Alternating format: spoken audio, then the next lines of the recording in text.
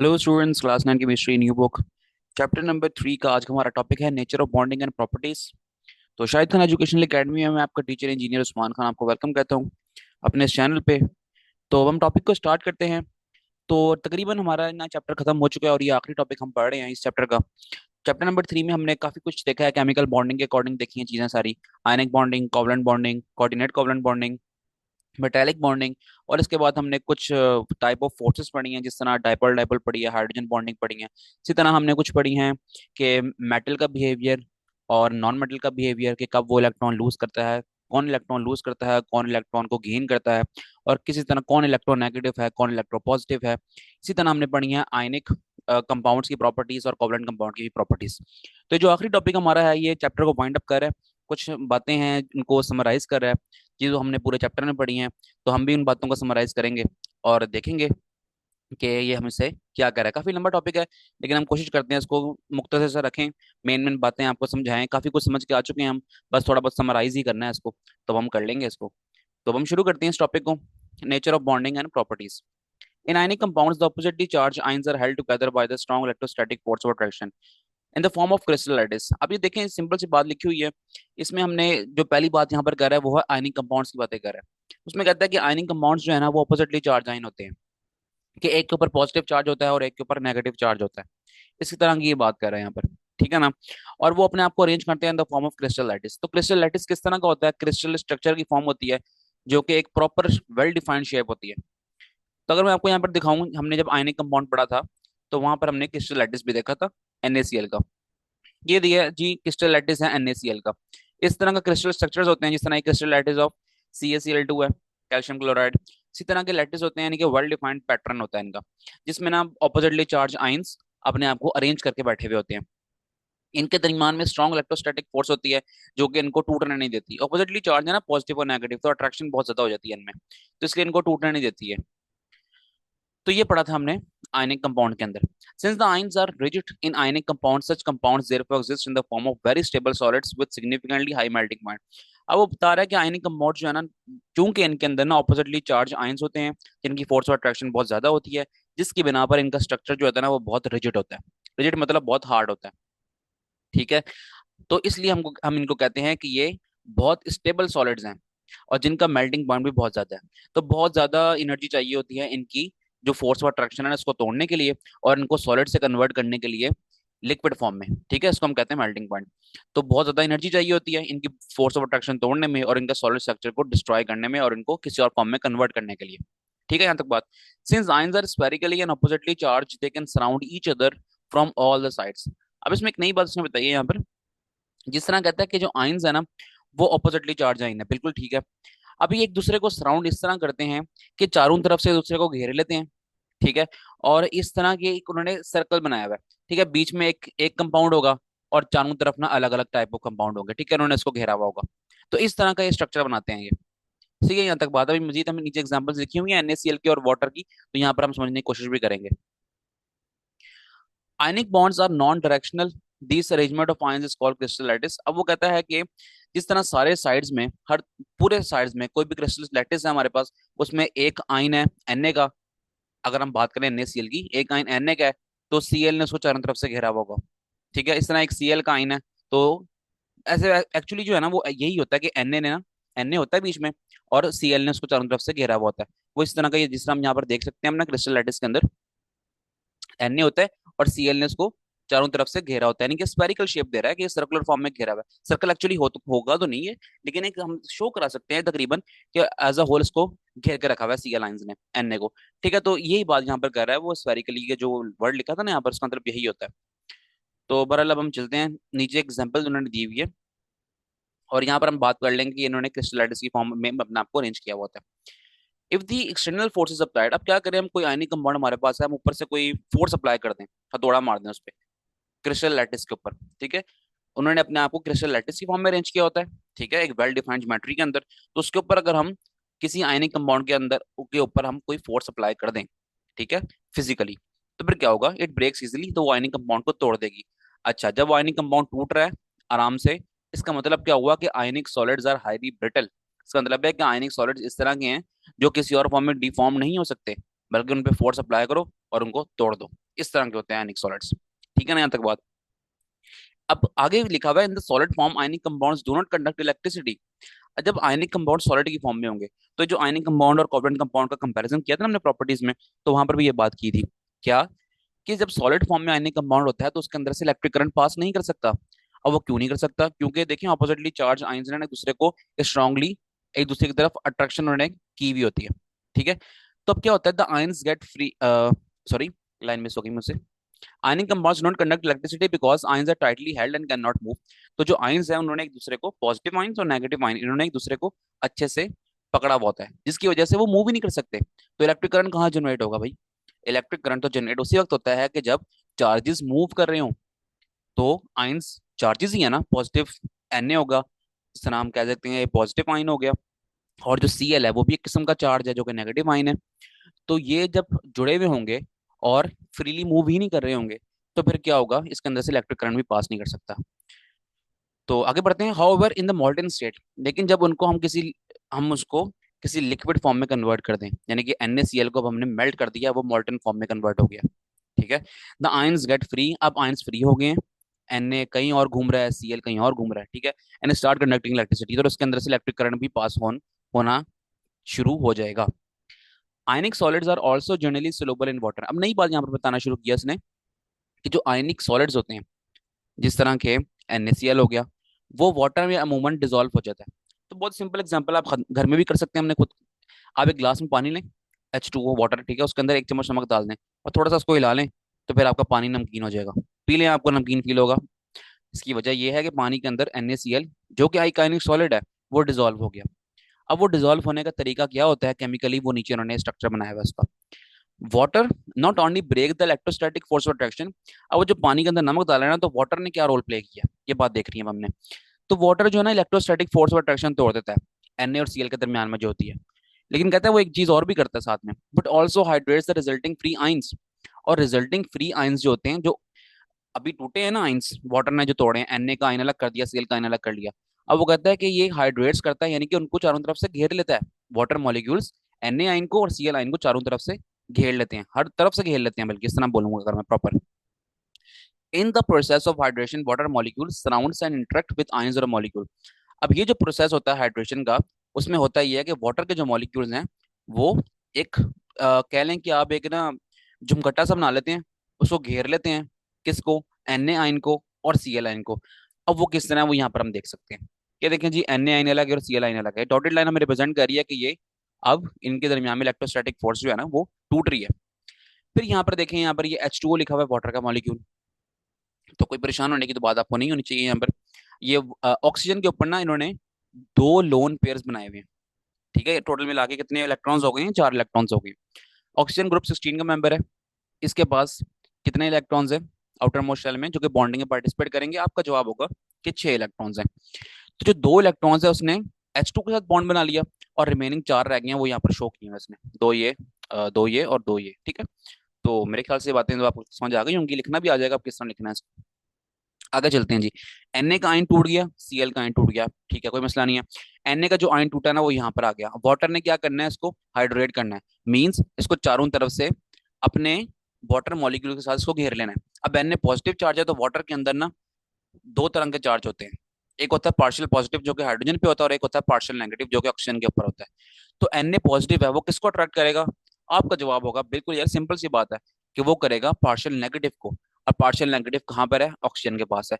तो जितने भी ऑक्सीजन है ना, ये सारे के सारे जो है ना, इलेक्ट्रोस्टैटिक फोर्स यहाँ पर जनरेट करवा रहे हैं, जो डॉटेड लाइन से रिप्रेजेंट किया इन्होंने। ठीक है। वो जनरेट करवा रहे हैं इलेक्ट्रोस्टैटिक फोर्स, यानी कि जनरेट हो गई है Na पॉजिटिव आयन में और O पार्शियल नेगेटिव आयन के दरमियान में। ठीक है, यहाँ तक बात। इसी तरह सिमिलरली अगर हम बात करें Cl आयन, जो कि नेगेटिवली चार्ज है, तो वो किसके दरमियान, वो अगले वाटर के कौन से एटम के दरमियान, एटम के साथ बॉन्ड करेगा, इलेक्ट्रोस्टैटिक फोर्स कहाँ पर जनरेट कराएगा? तो आपका जवाब होगा Cl चूंकि नेगेटिव है, तो वो पार्शियल पॉजिटिव के साथ ही अट्रैक्ट होगा। तो यहाँ पर आप देखें, ये Cl है, ये पूरा वाटर का मॉलिक्यूल है, तो पार्शियल पॉजिटिव के साथ ये फोर्स ऑफ अट्रैक्शन जनरेट करवा रहा है अपनी। इसी तरह यहाँ पर आप देखेंगे पूरा वाटर का मॉलिक्यूल है, इसमें का जो पार्शियल पॉजिटिव वाला जो हमारे पास एक आयन है, वो फोर्स ऑफ अट्रैक्शन जनरेट करवा रहा है Cl नेगेटिव के साथ। ठीक है। सिमिलरली ये पूरा वाटर का मॉलिक्यूल है, तो यहाँ पर ऑक्सीजन सामने नहीं आया क्योंकि ऑक्सीजन नेगेटिव है, वो दूर दूर ही रहेगा उससे। लेकिन जो पॉजिटिव वाला है वो यहाँ पर फोर्स ऑफ अट्रैक्शन जनरेट करवा रहा है सीएल के साथ। सिमिलरली यहाँ पर भी आप देख सकते हैं पूरा वाटर का मॉलिक्यूल है, और जो हमारे पास पार्शियल पॉजिटिव का आइन है वो फोर्स ऑफ अट्रैक्शन जनरेट करा रहा है सीएल के साथ। तो इसी तरह यहाँ पर हाइड्रेशन का फिनोमेना टेक प्लेस होता है, और इसी तरह नमक हमारा डिजोल्व होता है पानी के अंदर। इसको प्रॉपर अगर हम एक तस्वीरी फॉर्म में देखें, प्रॉपर इसकी जो डायग्राम है इसकी फॉर्म में देखें, तो आप यहाँ पर देख सकते हैं Na बना हुआ है, और Na के साथ जो है ना ये पूरा पूरा H2O है, H2O H2O। रेड वाला क्या है? आपका जवाब होगा रेड वाला ऑक्सीजन है, जो कि हमने हाइड्रोजन बॉन्डिंग में भी देखा था। और जो ये जो बनाए हुए इन्होंने व्हाइट व्हाइट से, ये हमारे पास हाइड्रोजन के मॉलिक्यूल्स हैं, हाइड्रोजन के एटम्स हैं। तो इस तरह देख लेते हैं इसको। तो अब Na पॉजिटिव है, तो इसके पास अट्रैक्ट कौन कर रहा है, इसको हाइड्रेट कौन कर रहा है? ये partial negative of oxygen. Similarly ये Cl नेगेटिव है, तो इसको हाइड्रेट कौन करेगा? Partial positive of hydrogen. ठीक है ना? ये सारी बातें हमने समझ ली हैं। अब उम्मीद करते हैं यहाँ तक आपको कोई मसला नहीं होगा। तो आप एक नज़र इस डायग्राम को देख लें, तो फिर हम चलते हैं अपने अगली बात पर। ठीक है, अब हम आगे आगे चलते हैं। अभी थोड़ा रीड करते हैं इसको, लेकिन हम थोड़ी बात पढ़ते हैं कि इन्होंने समझाने की कोशिश क्या की है। बड़ा सिंपल है, बड़ा इजी है। यहाँ पर हमने बात की थी कि एक कोवलेंट कंपाउंड था जिसका नाम है वाटर। वो जब रिएक्ट हुआ था एक आयनिक कंपाउंड जिसका नाम है NaCl, तो क्या कुछ बना था, किस तरह फिनोमेना जो था किस तरह उसने टेक प्लेस किया था। लेकिन यहाँ पर अगर हम बात करें, यहाँ वो बात कर रहा है कि अगर हमारे पास दोनों ही तरह के आयनिक कंपाउंड्स हों तो फिर क्या होगा। ठीक है। जिस तरह कहते हैं ionic compound generally react in aqueous solution when we mix two solutions of ionic compounds. अब ये देखें, ये NaCl है, ठीक है, और यहाँ पर AgNO3 है। ये दोनों के दोनों क्या है? आयनिक कंपाउंड्स हैं। अब क्या होगा जब इसको मिक्सअप करेंगे किसके साथ? पानी के साथ। ठीक है, तो फिर क्या होगा? तो कहता है कि पानी के अंदर डिसॉल्व कर रहे हैं हम, यानी कि इसका सोल्यूशन फॉर्म में बना लिया हमने। NaCl का भी सोल्यूशन है और AgNO3 का भी सोल्यूशन है। अब इन दोनों को आपस में क्या करना है? मिक्स करना है। फिर क्या होगा? तो ये NaCl का Na पॉजिटिव अलग हो गया, Cl नेगेटिव अलग हो गया। सिल्वर नाइट्रेट का सिल्वर Ag होता है, ठीक है, ये सिल्वर नाइट्रेट का Ag अलग हो गया, और ये हमारे पास जो NO3 है वो अलग हो गया। तो फिर क्या होगा कि ये जो पॉजिटिव वाला है ना, ये पॉजिटिव वाला इस नेगेटिव से मिलेगा, और इसका पॉजिटिव इस नेगेटिव से मिलेगा। ठीक है, तो क्या बन जाएगा? सिल्वर क्लोराइड और Na अलग, और NO2 NO3 एक्चुअली NO3, हाँ ठीक है, ये अलग हो गया। ठीक है। अगर हम चाहें तो इसके साथ बॉन्ड बना सकते हैं, लेकिन प्रॉपर प्रॉपर ना स्टेबल बॉन्ड नहीं बनेगा, इसलिए जो है ना ये अलग अलग करके ही लिखा हुआ है। ठीक, जिस तरह ये AgCl हमारे पास बन गया ना प्रॉपर एक बॉन्ड की फॉर्म में, एक नया कंपाउंड बन गया। तो Na और NO3, यहाँ पर मैंने कहा था, तो सॉरी मैं ये बात अपनी दोबारा रिपीट करता हूँ कि यहाँ पर Na और NO3 का बॉन्ड नहीं बन सकता। ठीक है, क्योंकि ये एक स्टेबल कंपाउंड नहीं बनाएगा, जिसकी वजह से उन्होंने कहा है कि यहाँ पर हमारे पास अगर एक पूरा सोल्यूशन तो होगा, क्योंकि पानी के अंदर डिजोल्व हुआ है ना सारा कुछ, ये एक सोल्यूशन होगा, उसके साथ ये जो AgCl है ना, सिल्वर क्लोराइड, तो ये क्या करेगा? ये प्रिसिपिटेट्स बना देगा, यानी कि पूरा सोल्यूशन है पानी का, उसके अंदर ना सॉलिड सॉलिड पार्टिकल्स नजर आना शुरू हो जाएंगे हमें, जो कि होंगे AgCl के, ठीक है, सिल्वर क्लोराइड के। तो यही लिखा हुआ है एंड में लाइन के white precipitates of silver chloride comes out of the aqueous solution. तो एक्वियस सॉल्यूशन पानी का सॉल्यूशन होगा जिसके अंदर Na आयंस अलग होंगे और NO3 का आयंस अलग मूव कर रहे होंगे, और साथ में क्या होगा? जो हमारे पास एक सॉलिड फॉर्म में प्रेसिपिटेट्स बनना शुरू हो जाएंगे। ठीक है, यानी कि आप ये प्रेसिपिटेट को इस तरह समझ लेना, आपके सॉलिड सॉलिड के ना स्ट्रक्चर्स बनना शुरू हो जाएंगे अलग अलग, जो कि हमें नजर भी आ रहे होंगे, सॉलिड पार्टिकल्स। तो वो एक्चुअली होगा सिल्वर क्लोराइड का पार्टिकल्स, जिसका कलर जो है ना वो व्हाइट ही होता है। तो ये आयनिक वाली बातें हैं कुछ, आपको उम्मीद करता हूँ समझ आ गई होंगी। अब हम यहाँ पर एक इंटरेस्टिंग इन्फॉर्मेशन पढ़ते हैं, फिर चलते हैं अगली बात पर। कहता है conduction of ionic compounds in molten state and in the form of aqueous solution has been utilised to prepare many important elements and compounds. अब ये जो आयनिक कंपाउंड की कंडक्शन है इन molten स्टेट, कब के? जब आयनिक कंपाउंड मेल्ट हुआ होगा, ठीक है, या फिर आयनिक कंपाउंड होगा किसी एक्वियस सॉल्यूशन में। वही बात हो गई, आयनिक कंपाउंड NaCl पानी के अंदर डिसॉल्व कराया हुआ होगा हमने। तो सिंपल सी चीज ये चीज है, इसको तो हम कर भी सकते हैं, घर में भी आप सब कर सकते हैं, इसको एक्वियस सॉल्यूशन बना सकते हैं आयनिक कंपाउंड का। Has been utilised to prepare many important elements and compound. तो इससे हम बहुत सी चीजें बना सकते हैं। ठीक है, मिसाल के तौर पर इलेक्ट्रोलिसिस ऑफ मॉल्टन सोडियम क्लोराइड, कि जब मॉल्टन सोडियम क्लोराइड NaCl जब पिघली हुई फॉर्म में होगा, तो उसका उसमें हम एक फिनोमेना करेंगे जिसको हम कहते हैं इलेक्ट्रोलिसिस। ठीक है, in the presence of electric current. तो इलेक्ट्रिक करंट उसमें अप्लाई करते हैं, एक अपरेटस होता है, उसके अंदर हम सोडियम क्लोराइड डालते हैं, तो उससे क्या होता है कि सोडियम का मेटल अलग हमें मिल जाता है, Na मेटल अलग मिल जाता है, और क्लोरीन गैस हमें अलग मिल जाती है। तो ठीक है, यहाँ तक बात। इस तरह कहता है electrolysis of aqueous sodium chloride.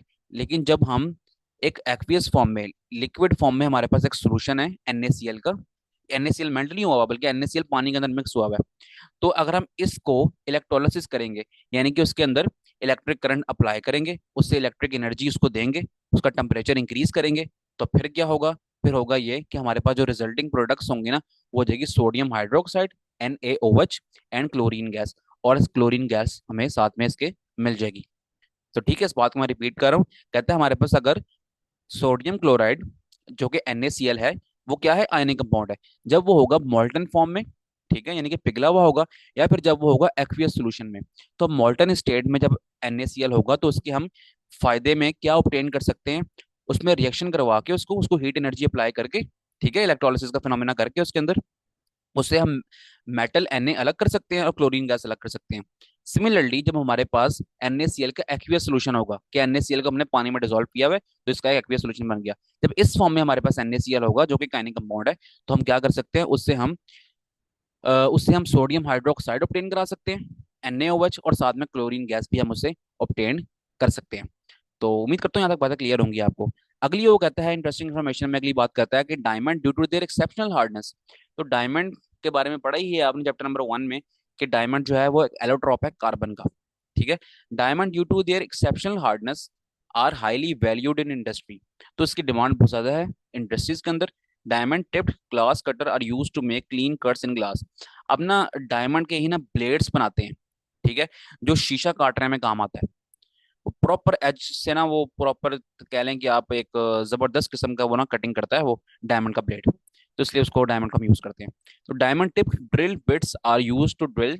तब ना, जिस तरह वो ड्रिलिंग नहीं करते, सुराख करते हैं, उसकी जो ऊपर वाली चीज होती है, उसकी जो टिप होती है, टॉप बिल्कुल, तो वो डायमंड का बना देते हैं। तो वो डायमंड ड्रिल बिट्स हो गई हैं। Are use to drill through hard rocks in mining operation. जब माइनिंग करनी होती है, तो वहां पर हमें ये ड्रिल बिट्स काम आती हैं। ठीक है, ड्रिलिंग करने के लिए ना, ड्रिलिंग करने के लिए पहाड़ों पे, रॉक्स में ना, ये काम आती हैं ये, जो कि डायमंड से बनी होती हैं, टिप्स इनकी। डायमंड चूंकि बहुत हार्ड है, इसको टूटने का खतरा नहीं होता, इसलिए जो है ना, ये वो बता रहा है कि ये यहाँ यहाँ इस्तेमाल होता है। एक बात और वो बता रहा है वो, ग्रेफाइट की। अब ग्रेफाइट क्या है? ग्रेफाइट चैप्टर नंबर 1 में हमने पढ़ा था कि ये भी एक फॉर्म है कार्बन की। ठीक है, इज यूज इन पेंसिल्स, वो पेंसिल्स में इस्तेमाल होता है। अब वो लेड पेंसिल्स आप इस्तेमाल करते होंगे बचपन से ही अपने, कच्ची पेंसिल जिसको हम बोलते हैं अपने पंजाब में। तो वो जो लेड पेंसिल्स हैं, उसके अंदर जो सिक्का होता है, वो क्या होता है? वो ग्रेफाइट का बना हुआ होता है। ठीक है, इन पॉलिशेस एंड टू मेक क्रूसिबल्स, वो बर्तन बनाने में भी काम आता है। बर्तन किस तरह के? वो जो लेबोरेटरी में इस्तेमाल होते हैं, ठीक है, वो बीकर हो गया, और इस तरह के जितने भी आपने अपनी केमिस्ट्री लैब देखी होगी, उसमें अप्रेटिसेस होते हैं ना, तो वो क्रूसिबल्स होंगे। अच्छा, और पॉलिश बनाने में भी काम आता है। ब्लैक पॉलिश जो होती है वो ग्रेफाइट से बनती है। Graphite electrodes are use in battery cells. अब ग्रेफाइट से बने हुए ही कुछ इलेक्ट्रोड्स होते हैं जो कि बैटरी सेल में इस्तेमाल होते हैं। अब वो इलेक्ट्रोड्स क्या होते हैं? इलेक्ट्रोड्स ना एक्चुअली एक कंडक्शन का फिनोमेना करते हैं उसके अंदर से, कि हम अगर उसके अंदर हीट अप्लाई करना चाहें, कि उसके थ्रू हीट पास कराना चाहें, उसके थ्रू हम इलेक्ट्रिक करंट पास कराना चाहें, तो उसका मेल्टिंग पॉइंट चूंकि बहुत ज्यादा होता है, तो वो फौरन मेल्ट नहीं होता इतनी हाई हीट पर भी। तो इसको हम इलेक्ट्रोड्स बना लेते हैं उससे। ठीक है, तो इलेक्ट्रोड्स क्या समझा आपने? इलेक्ट्रोड्स एक ऐसी चीजें हैं जिसके अंदर से हम कंडक्शन करवा सकते हैं, चाहे वो हीट की कंडक्शन हो, हीट का पास ऑन कराना, चाहे वो इलेक्ट्रिक करंट का पास आउट कराना, तो वो हम करवा सकते हैं। तो वो बैटरी सेल्स में भी इस्तेमाल हो रहा है, और साथ में इलेक्ट्रिक आर्क फर्नेसेस में भी इस्तेमाल हो रहा है। अब ये इलेक्ट्रिक आर्क फर्नेसेस किस लिए काम आती हैं? ये स्टील बनाने में, सरिया बनाने में काम आती हैं। तो हम स्टील का चूंकि मेल्टिंग पॉइंट बहुत ज्यादा है, 1530 सेल्सियस अप्रोक्सीमेटली, तो इस टेम्परेचर पे कोई और अगर हम इलेक्ट्रोड इस्तेमाल करें ना ग्रेफाइट के अलावा, तो वो मेल्ट होने का खतरा है उसका। तो हमने मेल्ट तो नहीं कराना ना इसको, इसके लिए तो इसमें से हमने इलेक्ट्रिक करंट, या फिर यहाँ पर इलेक्ट्रिक आर्क फर्नेस है तो इलेक्ट्रिक करंट ही हमने पास कराना है। तो इतनी हीट पर भी ये अपने आप को सही फॉर्म में रख सके, ताकि वो सरवाइव कर सके और स्टील प्रोडक्शन में ये काम आ सके। तो इसलिए हम ग्रेफाइट के इलेक्ट्रोड इस्तेमाल करते हैं। तो यहाँ पर देखते हैं पीरियोडिक टेबल। हमने काफी जो लेक्चर्स पढ़े हैं आयनिक बॉन्डिंग वाले, कोवलेंट बॉन्डिंग वाले, और भी जो बातें समझी हैं हमने, हमने इसको देखते हुए ही समझी है। आयनिक बॉन्डिंग वाला लेक्चर अभी तक आपने अगर नहीं सुना, तो वहां पर मैंने आपको पीरियोडिक टेबल देखना सिखाया था कि किस तरह देखते हैं और हमारे लिए किस तरह काम आ सकता है। तो आप उसको लेक्चर भी देख लीजिएगा। अब हमारे पास जो अगला टॉपिक है उसको हम पढ़ते हैं।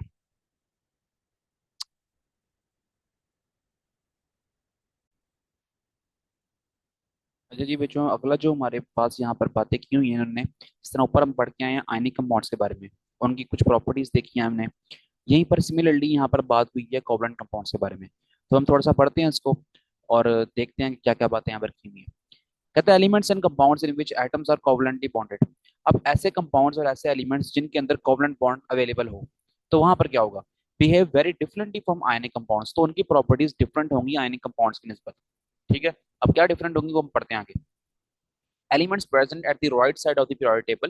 पीरियोडिक टेबल के जो राइट साइड पे एलिमेंट्स होंगे, इस तरफ वाले जितने भी हैं, ठीक है, राइट साइड वाले जितने भी राइट साइड वाले होंगे, तो वो वहां पर कोवलेंट बॉन्डिंग तो होगी। और वो किस फॉर्म में होगी, वो होगी डायटोमिक मॉलिक्यूल्स की फॉर्म में। डाय का मतलब दो और अटोमिक, यानी कि दो एटम्स आपस में जुड़े होंगे तो एक मॉलिक्यूल बना रहे होंगे। Except except inert gases, noble gases को निकाल के, क्योंकि हमें पता है कि नोबल गैसेस जो है ना वो नोबल है ही इसलिए क्योंकि वो किसी से बॉन्ड ही नहीं बनाती। उनको निकाल के बाकी जितने भी यहाँ पर अवेलेबल हैं, खास तौर पे ये ग्रुप 17 वाले, ग्रुप 16 वाले और ग्रुप 15 वाले, ठीक है, खास तौर पे इन तीनों की मैं बात करूं अगर, तो ये डायटोमिक की फॉर्म में एग्जिस्ट करते हैं। जैसे कि ग्रुप 15 में नाइट्रोजन वो N2 की फॉर्म में एग्जिस्ट कर रहा है, N और N आपस में बॉन्ड बना रहे हैं। ठीक है, तो वो N2 मॉलिक्यूल बन गया और उनके दरमियान में बॉन्ड कौन सा बना, वो बना है कोवलेंट बॉन्ड। सिमिलरली 16 ग्रुप वाले में ऑक्सीजन है, तो ये O2 की फॉर्म में एग्जिस्ट रखेगा अपने आप को। और इस तरह फ्लोरीन 17 ग्रुप में है तो वो F2 की फॉर्म में। और जो क्लोरीन है वो भी 17 ग्रुप में है तो वो Cl2 की फॉर्म में है, अपने आप को स्टेबल रख रहा है। ठीक है, यहाँ तक बात। आगे चलते हैं। Due to very weak forces of attraction between their molecules. अब इन मॉलिक्यूल्स के दरमियान में ना, जिस तरह ये एन और एन मिले हुए हैं ना, एन और एन, इनके दरमियान में ये जो, अगर हम बॉन्डिंग की बात करें, तो ये जो बॉन्डिंग होती है ना, कोवलेंट बॉन्डिंग, ये यहाँ पर तो खैर कुछ हद तक जो है ना हम कह सकते हैं कोवलेंट बॉन्डिंग तो स्ट्रांग होती है। लेकिन खास तौर पर जब हम इस तरह के डायटोमिक मॉलिक्यूल्स के बारे में बात करें ना, तो यहाँ पर बॉन्डिंग है ना, वो कुछ इतनी अच्छी नहीं होती, इतनी स्ट्रांग नहीं होती। तो फिर होता क्या है, तो हम कहते हैं कि their densities and boiling points are very low. तो उनकी डेंसिटी, वो इतने डेंस भी नहीं होते, ठीक है, और उनकी जो बॉइलिंग पॉइंट्स होते हैं वो भी बहुत कम होते हैं। तो वो हल्का सा भी टेम्परेचर उनको दे देंगे ना, हीट एनर्जी, तो फौरन बॉयल हो जाएंगे वो। ये सारा कुछ क्या है, नाइट्रोजन ऑक्सीजन फ्लोरीन क्लोरीन, ये सब कुछ जो है ना ये गैसेज हैं। तो आप देखें गैसेस को, जब गैसेस हमारे पास हमें शो क्यों होती हैं गैसेस, ये क्योंकि ये हमारे रूम टेम्परेचर के अंदर गैसेस हैं। लेकिन जब इसको हम ठंडा करते हैं तो ये लिक्विड फॉर्म में कन्वर्ट कर लेंगे अपने आप को। तो यही मैं बात कर रहा हूँ कि अगर हम इसको बहुत ठंडा कर लेंगे तो लिक्विड फॉर्म में है ये। लेकिन जैसे ही हम इसको टेम्परेचर देना शुरू कर देंगे, रूम टेम्परेचर की तरफ लाना शुरू कर देंगे, तो अपनी फॉर्म ये चेंज करके और अपने आप को कन्वर्ट कर लेगी in the form of gases. सही है ना। आज चलते हैं bromine P R to exist as volatile fuming liquid. अच्छा, ये ग्रुप 17 का एक मेंबर है ब्रोमीन। ये थोड़ा सा जो है ना इन क्लोरीन और फ्लोरीन से चेंज है, क्योंकि रूम टेम्परेचर के अंदर जो है ना फ्लोरीन और क्लोरीन जो है ना हमें गैस शो करते हैं। लेकिन जो ब्रोमीन है वो लिक्विड फॉर्म में एग्जिस्ट करता है। लेकिन ये लिक्विड भी इतना कोई स्ट्रॉन्ग लिक्विड नहीं है। ठीक है, इसके अंदर भी जो बॉन्डिंग है वो बॉन्डिंग इतनी स्ट्रॉन्ग नहीं है, बल्कि ये भी लिक्विड फॉर्म में तो है, लेकिन इसको हल्का सा भी टेम्परेचर दे देना इसको, तो ये अपने आप को गैस फॉर्म में कन्वर्ट कर लेगा। और इसके जो फ्यूम्स होंगे ना, वो रेडिश ब्राउन टाइप फ्यूम्स होंगे और इसकी स्मेल कुछ ज्यादा अच्छी नहीं होती। While the elements like carbon phosphorus and sulphur, यहाँ पर अगर आप आए ग्रुप 14 में, इस वाले में, ठीक है, यहाँ पर कार्बन नजर आ रहा है आपको। तो अगर कार्बन की बात करें हम, और जिस तरह यहाँ पर ग्रुप 16 में एक सल्फर है, इसकी बात करें, ठीक है, तो कहता है इस तरह के जो एलिमेंट्स हैं वो एग्जिस्ट करते हैं इन the form of covalent solids. उनके अंदर कोवलेंट बॉन्डिंग तो होती है, लेकिन उनका जो फिजिकल स्टेट है वो है सॉलिड फॉर्म में। अभी तक हमने ये पढ़ा है कि कुछ हमारे पास पीरियोडिक टेबल में ऐसे एलिमेंट्स हैं जो कि अपने आप को एग्जिस्ट रखते हैं इन द फॉर्म ऑफ गैसेस। कुछ ऐसे हैं जो अपने आप को करते हैं इन द फॉर्म ऑफ लिक्विड, और कुछ ऐसे हैं जो अपने आप को एग्जिस्ट रखते हैं इन द फॉर्म ऑफ सॉलिड्स। ये सब बात कर रहा हूँ मैं रूम टेम्परेचर पे, जो आम हमारे घर के जो घर में हमारे कमरे में जो टेम्परेचर हो रहा था ना टीन में, मैं उसकी बात कर रहा हूँ, ठीक है। तो इस तरह का उनका फिजिकल स्टेट होती है। All the solids elements exist both in amorphous and crystalline forms. तो जितने भी सॉलिड्स की बात की थी ना हमने, इस तरह कार्बन के कंपाउंड्स, फास्फोरस के और सल्फर के, ठीक है, ये इनके कंपाउंड्स, और साथ में ये एज अ होल एलिमेंट्स, ये दोनों चीजें, ठीक है। एलिमेंट्स की अगर हम बात करें, बुक में यहाँ पर लिखा हुआ है कि सिर्फ और सिर्फ इन एलिमेंट्स की अगर हम बात कर रहे हैं, कंपाउंड्स भी कुछ होते हैं ऐसे। अगर कार्बन के कंपाउंड, अगर हम डायमंड की बात करें, चलें, तो डायमंड क्या होगा, डायमंड तो हमें सॉलिड ही नजर आ रहा होगा। लेकिन अगर कार्बन का एक कंपाउंड CO2 की फॉर्म में हो, फिर क्या होगा, वो तो गैस होगा। तो इसलिए उन्होंने बुक ने सिर्फ ये लिखा हुआ है कि अगर सिर्फ सिंपली हम एलिमेंट्स की बात करें, कार्बन एलिमेंट, फास्फोरस एलिमेंट और सल्फर एलिमेंट, ठीक है, ये सॉलिड होते हैं। अब सॉलिड्स के आगे दो टाइप्स हैं, अमॉर्फस या फिर क्रिस्टलाइन। ये क्रिस्टलाइन फॉर्म में भी हो सकते हैं, अमॉर्फस में भी हो सकते हैं। अब अमॉर्फस क्या होता है कि जिसका स्ट्रक्चर, माइक्रो स्ट्रक्चर अगर हम देखें तो वो वेल डिफाइंड ना हो, ठीक है, रेगुलर अरेंजमेंट ना हो उसके अंदर। लेकिन क्रिस्टलाइन फॉर्म ऐसी होती है इसके अंदर रेगुलर अरेंजमेंट हो, जो मुख्तलिफ टाइप्स के स्ट्रक्चर बना रहा हो, क्यूबिक स्ट्रक्चर बना रहा हो, टेट्राकोनल स्ट्रक्चर बना रहा हो, मोनोक्लिनिक स्ट्रक्चर बना रहा हो, वेल डिफाइंड स्ट्रक्चर जो बना रहा होगा सॉलिड, उसको हम कहते हैं वो क्रिस्टलाइन सॉलिड है। ठीक है, यहाँ तक बात। अब यहाँ पर हमारे पास एक और चीज आ गई है, coal. Coal is the amorphous form of carbon, whereas diamond graphite are its crystalline form. अब जो कोल है ना, कोयला, ठीक है, वो कार्बन की अमॉर्फस टाइप है, यानी कि कार्बन उसमें इस तरह अरेंज हुए होते हैं कोयले के अंदर कि वो एक प्रॉपर वेल डिफाइंड ज्योमेट्री नहीं बना रहे होते। लेकिन अगली बात सुने, various diamond and graphite are its crystalline form. लेकिन जो डायमंड है और ग्रेफाइट है वो क्रिस्टलाइन फॉर्म में उसका स्ट्रक्चर होता है। ठीक है, ये अब देख लें, ये कार्बन से ही बने हैं, कोल भी कार्बन से बना है, डायमंड भी कार्बन से बना है, ग्रेफाइट भी कार्बन से बना है। लेकिन जो कोल एक टाइप है वो अमॉर्फस स्ट्रक्चर शो करेगी, वेल डिफाइंड ज्योमेट्री नहीं होगी उनकी, वेल डिफाइंड पैटर्न नहीं होगा उनके एटम्स टू एटम्स। लेकिन डायमंड और ग्रेफाइट है वो क्रिस्टलाइन स्ट्रक्चर होगा, वेल डिफाइंड ज्योमेट्री होगी और प्रॉपर उनका स्ट्रक्चर होगा, जो अगर हम माइक्रो स्ट्रक्चर लेवल पे देखें तो। Coal is use as a fuel in electricity generating plants. बहुत मशहूर है कि कोयले की एनर्जी, इलेक्ट्रिसिटी प्रोड्यूस करते हैं हम कोयले से। और डायमंड के बारे में बात करें, in diamond each carbon atom is surrounded by four other carbon atoms. तो एक कार्बन का आइटम है, उसके इर्द गिर्द चार कार्बन के आइटम्स अलग हैं। तो फिर एक और कार्बन का आइटम होगा, उसके इर्द गिर्द चार कार्बन के आइटम्स और होंगे। तो इस तरह का इन्होंने कोवलेंट बॉन्डिंग बनाई होती है इसके अंदर, जो कि स्ट्रॉन्ग कोवलेंट बॉन्डिंग है, उसको तोड़ना बहुत मुश्किल है। इसी बिना पर कार्बन का स्ट्रक्चर हार्ड होता है, रिजिड हार्ड, ठीक है। Diamond is the hardest thing on this planet. अब मजे की बात सुने कि डायमंड ना सबसे ज्यादा हार्ड थिंग है इस प्लेनेट के अंदर।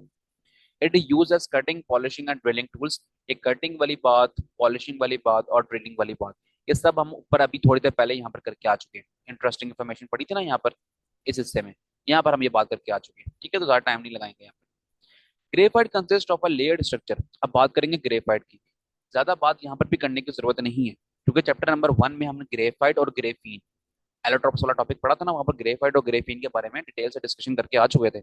और हमारे पास एक्सरसाइज के अंदर भी चैप्टर नंबर 1 के क्वेश्चंस थे कुछ ग्रेफाइट और ग्रेफीन से मुतालिक, तो वहां पर भी हम इसके बारे में मजीद देख के आ चुके थे। लेकिन थोड़ा सा ओवरव्यू ले लेंगे यहाँ पर।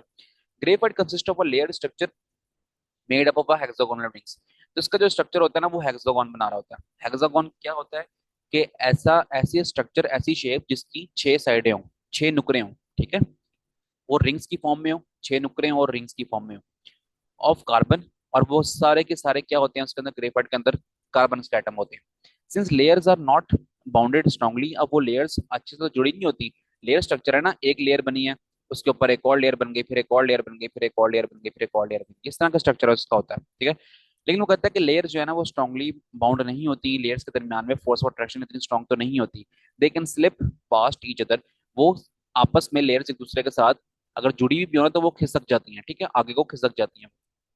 फिर क्या होता है, graphite is thus use as a lubricant in industry. तो ग्रेफाइट को लुब्रिकेंट के तौर पे हम इस्तेमाल करते हैं इंडस्ट्री में। अब लुब्रिकेंट क्या होता है, लुब्रिकेंट ऐसी चीज होती है जिस तरह अब आप मिसाल के तौर पर समझा रहा हूँ मैं आपको, हम गाड़ी के इंजन ऑयल डालते हैं, तो इंजन ऑयल क्या करता है, जो इंजन होता है गाड़ी का उसको स्मूथ रखने में काम करता है। तो लुब्रिकेंट भी किसी भी सरफेस को स्मूथ रखने में काम देता है। तो अब आप देख लें, आपने ग्रीस का नाम सुना होगा, आपने ऑयल का नाम सुना होगा, कि जितने भी सारे हैं लुब्रिकेंट के तौर पर इस्तेमाल होते हैं, क्योंकि जिस पे भी इस चीज को हम अप्लाई करते हैं ना तो वो सरफेस स्मूथ हो जाती है। ठीक है, यहाँ तक बात। अब ग्रेफाइट को लुब्रिकेंट के तौर पे इस्तेमाल क्यों करते हैं, ये भी चैप्टर नंबर 1 में हमने एक्सरसाइज के क्वेश्चन था एक, वहां पर हमने पढ़ा था इसको और समझा भी था डिटेल से। ओके, जगली बात करते हैं आगे further. These layers in graphite have mobile electrons in between them. अब ग्रेफाइट के अंदर जो लेयर्स होती हैं इनके अंदर इलेक्ट्रॉन्स तो होते हैं और वो इलेक्ट्रॉन्स फ्री होते हैं, यानी कि वो इलेक्ट्रॉन्स मूव कर सकते हैं। अब आपके जहन में फौरन एक बात क्लिक करेगी, जब इलेक्ट्रॉन्स मूव कर सकते हैं इसके अंदर तो इसके अंदर से हम इलेक्ट्रिक करंट भी पास आउट करा सकते हैं। बिल्कुल ऐसा ही है। तो ग्रेफाइट को हम कहेंगे ये एक गुड कंडक्टर है इलेक्ट्रिसिटी का, इसलिए ये इलेक्ट्रोड के तौर पर इस्तेमाल होता है। और इलेक्ट्रोड के तौर पे किस तरह इस्तेमाल होता है, अभी थोड़ी देर पहले ही हम ये बातें करके आ चुके हैं, ये वाली पैराग्राफ, ठीक है। स्टील प्रोड्यूसिंग में हम ग्रेफाइट के इलेक्ट्रोड्स को इंसर्ट करते हैं, डालते हैं और उसके अंदर से इलेक्ट्रिक करंट पास कराते हैं ताकि स्टील को हम मेल्ट कर सकें। ठीक है ना बात। बस आगे चलते हैं हम। बाइनरी कोवलेंट कंपाउंड्स, ये शायद आपने आज से पहले ये टर्म नहीं सुनी होगी। तो बड़ा सिंपल है, तो ऐसे कोवलेंट कंपाउंड जिसके दोनों मेंबर्स नॉन मेटल हो। ठीक है, अब आगे हम पढ़ेंगे ना, जितने भी टाइप्स आप देख लेंगे सारे के सारे नॉन मेटल्स हैं। तो ऐसे कंपाउंड जो कि सारे के सारे जिनके अंदर दो मेंबर्स हों और दोनों के दोनों नॉन मेटल्स हों, तो वो जनरली एग्जिस्ट करते हैं as low temperature boiling gas. तो वो अपने आप को, जो हम रूम टेम्परेचर पर अगर हम देखेंगे ना, तो वो हमें शो होंगे कि वो सारी की सारी गैसेस हैं, क्योंकि अंदर उनके अंदर इंटरमोलिकुलर फोर्सेस जो है ना बहुत वीक हैं। जिसकी बिना पर कहता है कि अगर हम वाटर को निकाल दें, वाटर भी एक कोवलेंट कंपाउंड ही है बाइनरी फॉर्म में। किस तरह? क्योंकि उसके अंदर दो मेंबर्स हैं, एक हाइड्रोजन और एक ऑक्सीजन। तो हाइड्रोजन भी क्या है? नॉन मेटल है। और ऑक्सीजन भी क्या है? Non metal. तो ये कौन सा कोवलेंट कंपाउंड हुआ? ये हुआ बाइनरी कोवलेंट कंपाउंड। चूंकि वाटर के अंदर हाइड्रोजन बॉन्डिंग होती है, और हाइड्रोजन बॉन्डिंग क्या होती है इससे पिछले लेक्चर में हम पढ़ के आ चुके हैं। वाटर के अंदर हाइड्रोजन बॉन्डिंग होती है, जिसकी बिना पर वाटर अपना स्ट्रक्चर जो है ना, उसके अंदर स्ट्रॉन्ग इंटरमोलिकुलर फोर्सेस हैं, जिसकी बिना पर वाटर को बॉयल करने में हमें बहुत ज्यादा एनर्जी चाहिए होती है। इसके बरक्स जो हमारे पास आगे जितने भी बाइनरी कोवलेंट कंपाउंड्स हैं, मीथेन हो गया, अमोनिया हो गया, H2S हो गया, हाइड्रोजन सल्फाइड, HCl हो गया, NO2 हो गया, CO2 हो गया, SO2 हो गया, ये सारे के सारे इस तरह के हैं कि इसको हल्की सी भी अगर हम हीट की तरफ लेके जाए ना, टेम्परेचर अप्लाई करना शुरू कर दें, तो ये फौरन अपने आप को कन्वर्ट कर लेगी in the form of gas. ठीक है, तो इसलिए हम कहते हैं कि ये है लो टेम्परेचर बॉइलिंग गैसेस। अब मीथेन को देखें, -161.5 सेल्सियस उसका टेम्परेचर होता है। मतलब अगर हम -161 पर जाएं, या मजीद थोड़ा गर्म होने की तरफ जाएं, -100 पे, -50 पर, तो हमें गैस की फॉर्म में ही शो होगी। लेकिन अगर हम -161 से -171 की तरफ जा रहे हो, आगे की तरफ जा रहे हो, -162, 163 माइनस में, -164 इस तरफ जा रहे हो अगर हम, यानी कि इसमें और जो है इसकी हीट कम से कम करते जा रहे हैं, इसको मजीद ठंडे की तरफ लेके जा रहे हैं, तो ये अपना जो इसका स्ट्रक्चर जो हमें गैस शो हो रही है ये, तो ये शो होगी हमें लिक्विड की फॉर्म में। इसी तरह अमोनिया की बात करें हम, तो अमोनिया -33.3 इसका होता है बॉइलिंग पॉइंट। इसका मतलब ये है कि अमोनिया हमें आम हालत में गैस शो हो रहा है, लेकिन अगर हम -33.3 से मजीद ठंडे की तरफ लेके जाएं इसको, -34 पे, -35 पे, -36 पे, तो ये हमें लिक्विड की फॉर्म में शो होगा। सिमिलरली जितने भी हमें याद करने की जरूरत तो नहीं है कि इसके बॉइलिंग पॉइंट्स क्या होते हैं, सारे हमारे पास बाइनरी कोवलेंट कंपाउंड्स जो हैं, लेकिन मैं आपको एक जनरली मिसाल के तौर पर समझा रहा था। ठीक है, इनके टेम्परेचर जो मैंने बताए हैं यही होते हैं, और इनके साथ आपको मैं ये नहीं कहूंगा कि आपने इनके टेम्परेचर्स भी याद करने हैं, तो कोई जरूरत नहीं है। ओके जी, आगे चलते हैं। ये कहते हैं ये सारे के सारे कोवलेंट कंपाउंड्स तो हैं, और ये क्या है? गैसेस हैं एट रूम टेम्परेचर। तो हमें आम हालत में हम इतने ठंड की तरफ जाके किस तरह देखेंगे इनको? ये है कि हमारे पास स्पेशल कोई हमारे पास फ्रीजर हो जिसके अंदर हम इनको फ्रीज करें, फिर हम देखें हाँ यार नाइट्रोजन -164 पे जाके गया है, तो फिर ये लिक्विड फॉर्म में कन्वर्ट हुआ है। तो ये तो एक एक्सेप्शनल केस है ना, हम अपने आम हालत में नहीं देख सकते हम। लेकिन आम हालत में ना हम ये कुछ गैसेस हैं इनको हम देख सकते हैं। तो ये हम अपने रूम टेम्परेचर में, अपने रूम के अंदर अगर हम देखें, तो यहाँ पर अगर ये गैसेस लाई जाएं, तो ये हमें गैस की फॉर्म में ही शो होगी। अब देखें, जुबान से निकल भी गैस रहा है इनके लिए, क्योंकि हमने कभी इमेजिन किया ही नहीं है कि ये गैस हटके कुछ और भी बन सकती है। क्योंकि हम जो भी बात करते हैं ना, अगर हम जिस दुनिया में हम रह रहे हैं ना, इस फिजिकल वर्ल्ड में, तो हमें जो चीज नजर आती है ना, तो हम उसी के बारे में बात करते हैं। तो मेरे सामने ना लैपटॉप पड़ा है, लैपटॉप मुझे ना सॉलिड फॉर्म में नजर आ रहा है, तो मैं कहता हूँ कि यार सॉलिड, इसका जो स्ट्रक्चर है ना वो सॉलिड है। मेरे पास अगर एक गिलास में पानी पड़ा है, तो मैं कहूंगा कि जो पानी है ना उसका जो फिजिकल स्टेट है ना वो लिक्विड है। अब मैं ये तो नहीं करूंगा कि पानी को जाके ना चूल्हे पे चढ़ा दूंगा, फिर नोट करूंगा कि यार पानी कब पहुंचता है 100 सेल्सियस टेम्परेचर पे, फिर जाके मैं देखूंगा पानी कन्वर्ट हो रहा है अपने आप को, वेपर्स में कन्वर्ट कर रहा है, कब गैस की फॉर्म में कन्वर्ट कर रहा है अपने आप को। इस तरह नहीं मैं बात करूंगा। मैं कहूंगा जो मुझे सामने जो चीज नजर आ रही है ना, मैं उसको डिफाइन कर दूंगा कि यार ये सॉलिड है, ये लिक्विड है और ये गैस है। तो ठीक है, मेरी बात आप समझने की कोशिश करें आप।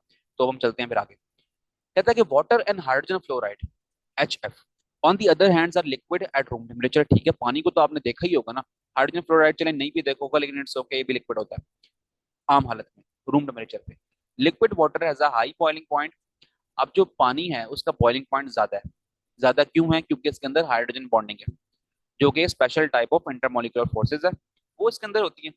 अब covalent molecules like hydrogen chloride, अब कोवलेंट कंपाउंड्स जैसे कि HCl, यहाँ पढ़ के आए थे ना हम HCl, ये हाइड्रोजन क्लोराइड, जो कि बाइनरी कोवलेंट कंपाउंड भी होता है। Sulphuric acid, H2SO4, and nitric acid.